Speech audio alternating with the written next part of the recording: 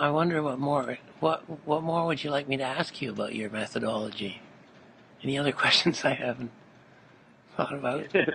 Well, the other thing that might be interesting to talk about is how I've, having spent that first part of my career and much of my schooling being interested in birds and wildlife and nature, and then switching almost exclusively to painting landscapes for a while, I've actually brought the two of them back together in the past. I mean, there was always a thread of it, but lately I put birds into a lot of my landscapes, and I put them all together here in the studio. Oh, So it's the landscape that's inspired by being outside and by doing a study outside.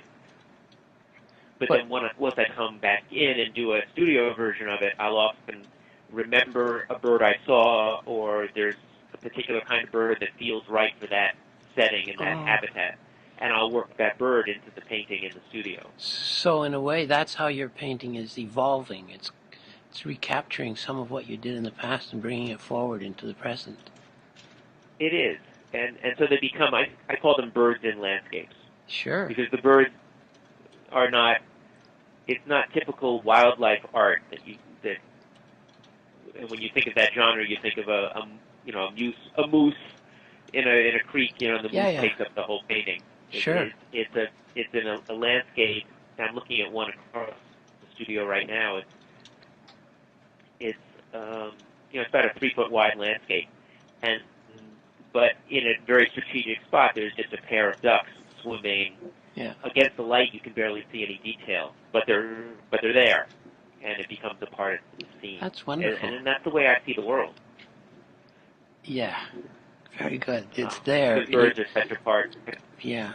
What about the freedom of birds? They're so free. You can't look at a bird, even a bird sitting still. You have in mind that it could fly at any moment.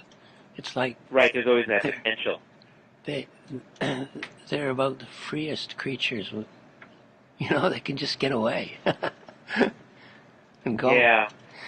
I don't know what it is about, what it is that captivated me about them so early on, but I've never lost that wonder, and I just love... I don't do as much straight bird watching as I used to do, but whenever I see something special, it's a moment that sticks with me. Did you ever do bird watching clubs and all that kind of things, going out and discovering new I did. species? I was the vice president of the Brooklyn Bird Club when I lived in New York City.